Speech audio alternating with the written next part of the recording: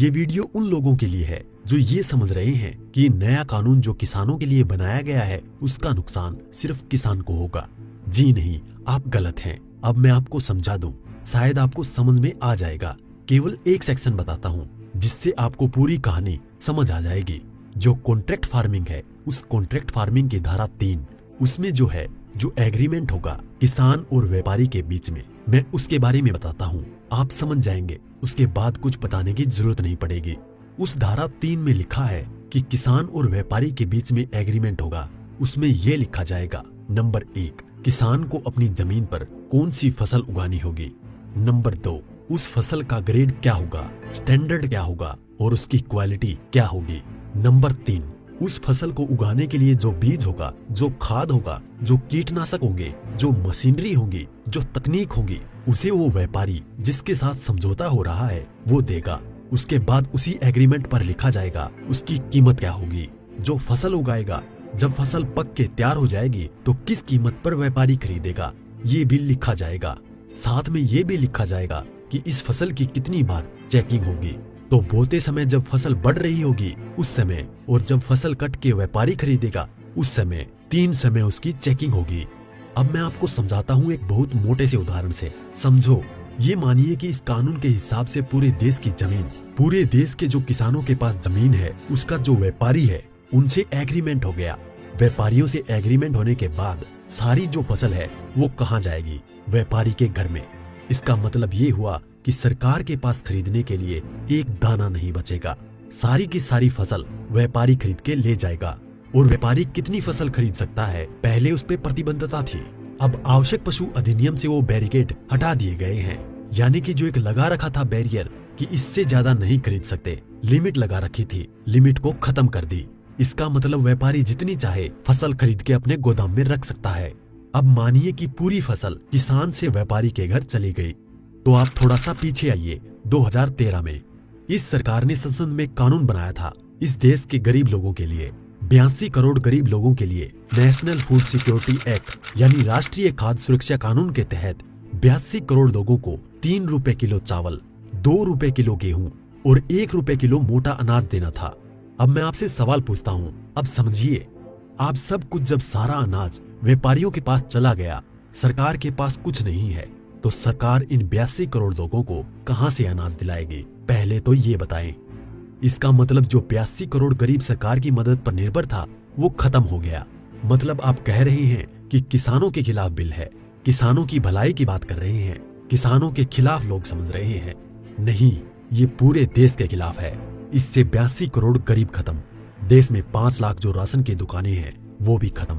5 lakh ration की दुकानों में कुछ रोजगार भी मिलता होगा, वो भी खत्म। अब इसके बाद आप आ जाइए कि जब किसान को सारी चीजें, जो खाद भी है, बीज भी है, कीटनाशक भी है, मशीनें भी हैं, तकनीक भी है, वो व्यापारी जिससे समझौता हुआ है वो ही देगा। तो जो व्यापारी ये काम करते हैं, कोई खाद बेचता है, कोई बीज बेचता है, कोई मशीन बेचता है, तो कोई कीटनाशक बेचता है, वो व्यापारी भी खत्म। तो आपने व्यापारी खत्म कर दिए, गरीब मजदूर खत्म कर दिए, और किसानों को आपने बंधक बना दिया, मजदूर बना दिया, गुलाम बना दिया। कैसे? अब मैं बताता हूँ। जब किसान की जमीन पर एग्रीमेंट हो गया तो किसान चाहकर भी अपनी जमीन में मानो मक्का बोए हुए है, मक्के से एक बूटा तोड़ के नहीं खा सकता। आज की तारीख में तो खेत में जाओ और एक नहीं 10, 20, 50 जितने बूटे तोड़ के खाने हैं खाओ, खूब सेक के रिश्तेदारों को भी ले जाओ। साथ में गन्ना अगर बो रखा है, एक गन्ना नहीं खा सकता। क्यों? क्योंकि व्यापारी से समझौता है। अगर एक गन्ना टूट लिया तो फिर उसके बाद व्यापारी से लड़ते रहो, आप एसडीएम के यहाँ, एडीएम के यहाँ। मतलब ये है कि अपनी ही जमीन पर किसान अपने लिए, अपने बच्चों के लिए अगर मन करता है, जो फसल किसानों ने उगाई है, किसानों की मेहनत है, उसमें से एक दाना नहीं ले सकता। ऐसे कानून का क्या करेगा किसान? और इस कानून ने व्यापारी खत्म कर दिया, इस कानून ने मजदूर खत्म कर दिया, और साथ में जो किसान है, किसान को इतनी भी मोहलत नहीं दी गई। आज की तारीख में तो किसान किसी भी जगह से दूर जाकर, यहाँ से ठीक नहीं मिला तो वहां से ले, वहां नहीं मिला तो वहां से ले, यहाँ से कम नहीं मिला तो यहाँ से ले। खाद और बीज अपनी मर्जी से ले सकता है, इसके बाद नहीं, इसके बाद तो व्यापारी ही देगा। इसका मतलब ये हुआ कि चंद व्यापारियों के हाथ में पूरा देश जाने वाला है। और जब व्यापारी के साथ में समझौता हो गया तो कोई भी बैंक किसान को लोन नहीं देगा। इसका मतलब ये हुआ कि अगर उसे पैसे चाहिए किससे लेगा? एक ही रास्ता बचा है, उस व्यापारी से।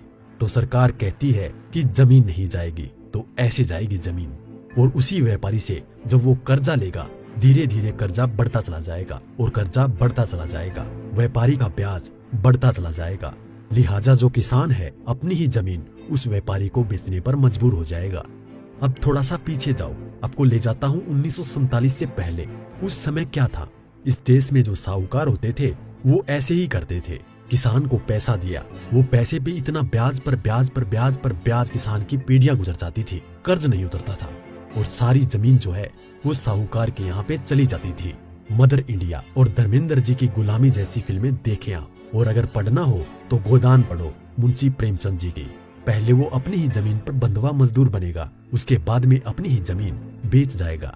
ये है इस कानून का परिणाम जो आगे तक नजर आता है। इसलिए ये कानून पूरे देश को तबाह करने वाला है। अब एक चीज और रह गई, उसे भी बता दूं। जो मध्यम वर्ग के लोग जो आज रोटी खा रहे हैं, जब व्यापारी सारा अनाज अपने गोदामों में बंद कर लेगा तो वो जो आज उसने लिया जिस दाम पे उससे 6 गुना 7 गुना 8 गुना दाम पर बेचेगा।